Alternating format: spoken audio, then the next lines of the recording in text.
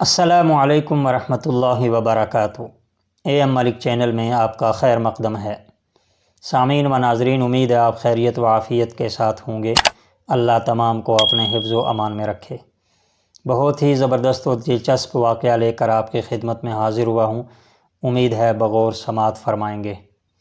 Channel میں اگر نئے ہیں تو چینل کو سبسکرائب کر لیں، بیل آئیکن کا بٹن ضرور دبا دیں تاکہ نئی آنے والی ویڈیو کا نوٹیفیکیشن آپ کو مل سکے۔ فیس بک پر ابو معاویہ ملک پیج کو فالو کریں، ویڈیو کو شیئر کریں۔ بہت شکریہ۔ تاریک رات کا نصف حصہ گزر چکا تھا اور دن بھر کے تھکے ماندے مجاہدین سرزمین کابل کے میدان میں میٹھی میٹھی نیند کے مزے لوٹ رہے تھے۔ انہیں اپنے ارد گرد کے پہاڑوں کی غاروں اور جنگل کے درختوں کے درمیان چلنے پھرنے والے شیروں کے دھاڑنے، چیتوں کے چلانے اور گیدڑوں کے واویلا کرنے کی مطلقاً خبر نہ تھی۔ پہرے دار بھی آدھی رات تک پہرا دینے کے بعد اپنی خوابگاہوں میں سو چکے تھے۔ تاریکی کے اس عالم میں ایک بوڑھا مجاہد جو اس انتظار میں بستر پر لیٹا ہوا تھا کہ تمام مجاہدین گہری نیند سو جائیں اور اسے تنہائی میں یکسوئی کے ساتھ بارگاہ الہی میں راز و نیاز کا موقع مل سکے۔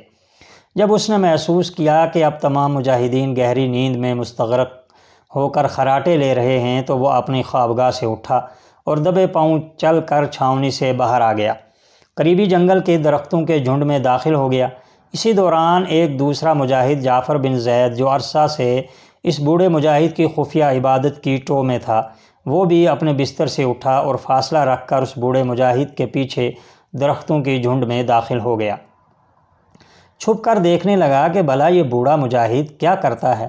بوڑھے مجاہد نے پہلے تو بڑے اطمینان سے وضو کیا اور پھر درختوں کے جھنڈ کے درمیان کپڑا بچھا کر نماز تہجد شروع کر دی اور بڑی رقت آمیز آواز سے قرآن پڑھنا شروع کر دیا۔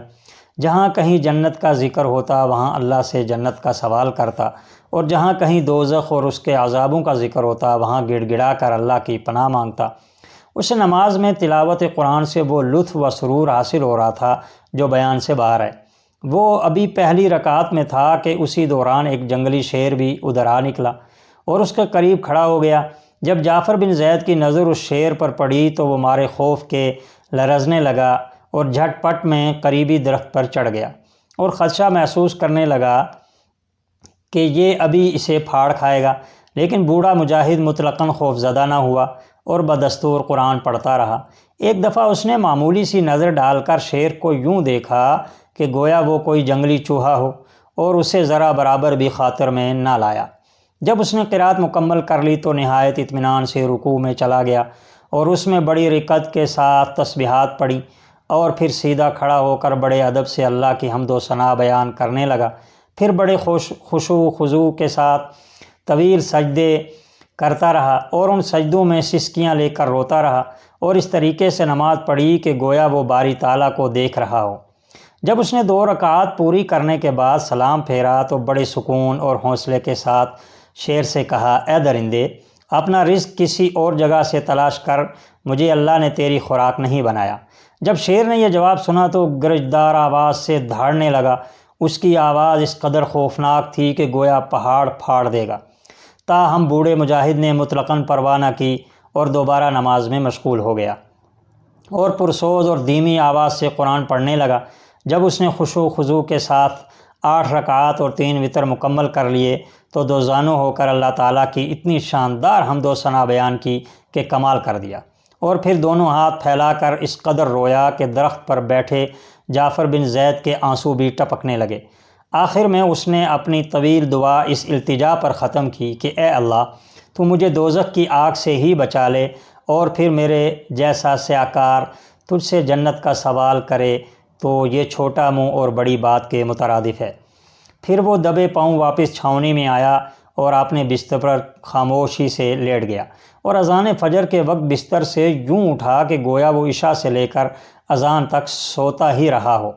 رات کی تاریکیوں میں چوروں کی طرح چھپ چھپ کر عبادت کرنے والے اس بوڑھے مجاہد کا نام صلہ بن اشیم ادوی تھا۔ 130 سال کی عمر پانے والے اس مجاہد کو بچپن سے ہی عبادت و ریاضت کا شوق تھا، لیکن یہ اپنے نماز و روزے پر قانع نہ تھا، بلکہ چاہتا تھا کہ اسے اللہ کی راہ میں شہادت نصیب ہو۔ وہ اسی آرزو میں بڑے بڑے معرکوں میں حصہ لیتا اور نامور سالاروں اور سورماؤں کو ان کی اوقات یاد کرا دیتا۔ اس کے اسی اخلاص کی برکت تھی کہ لوگ والہانہ انداز میں اس کا احترام کرتے اور اس کے آگے بچھ جاتے تھے، اور انسان تو انسان رہے درندے بھی اس کا لحاظ کرتے تھے۔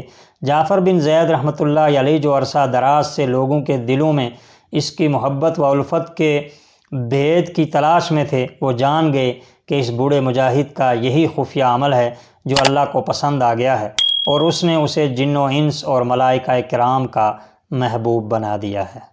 بہت شکریہ۔